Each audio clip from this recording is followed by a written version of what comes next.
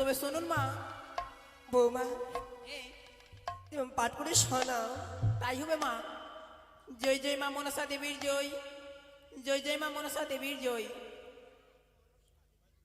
হে মা, প্রথমে লিখিলাম আমি ধর্ম নিরঞ্জন, তারপরে লিখলাম আমি মাতা পিতার চরণ ও ছয়টি দাদা ও ছয়টি বৌদির চরণে প্রণাম।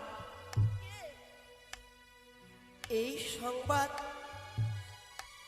এমন পত্রের মধ্যে কে লিখতে পারে? আমার তো এই যে ছয়টি ছেলে, ও জানি না করতে কারণে। আচ্ছা বৌমা, তুমি আবার পাঠ করো, এই পত্রের মধ্যে কি আছে?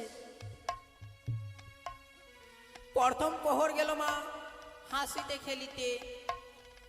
হে মা, আর কি রয়েছে বলো? দ্বিতীয় প্রহর গেল মা পাশাসারি খেলিতে। ভাষা মা, এ তো আমাদের বেহুলার হস্তে লেখা। কি? আমার বেহুলা, হে, আমার বেহুলা পত্র পাঠিয়েছে? হে মা, কি করে? পত্র যদি পাঠাতো এভাবে কেন? হ্যাঁ, ওই কাগের হাত দিয়ে কেন? না জানি হয়তো কোনো গুপ্ত কথা রয়েছে। বৌমা তুমি পাঠ করে আমায় শোনাও। তৃতীয় প্রহর গেল মা রন্ধন করিতে। কি বললি? হে মা, আমার বেহুলা রন্ধন করেছে? হে।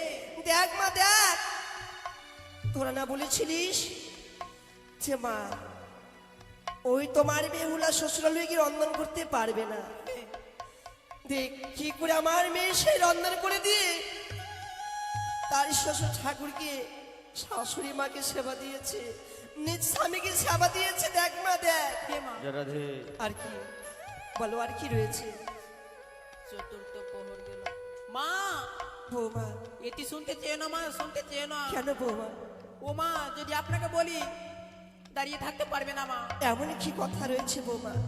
বুঝেছি, আমি নয়নে দেখতে পাচ্ছি না তো, আমি তো নয়নে দর্শন করতে পারি না। আমার বয়স হয়েছে, তোমরা তো আমার নিজের মেয়ে নয়, তোমরা বৌমা। না জানি তোমরা আমায় দেখে করুণা করো, তাই না? ঠিক, তোমরা আমায় দেখে করুণা করো বৌমা। তবে শুনুন মা, বলো। চতুর্থ প্রহর গেল মা কাঁদিতে কাঁদিতে পদ্মার কান লাগে আমার স্বামীকে দংশন করে দিয়ে। না। তাই স্বামী পক্ষে নয়ে গেলাম সাগর জলে। না।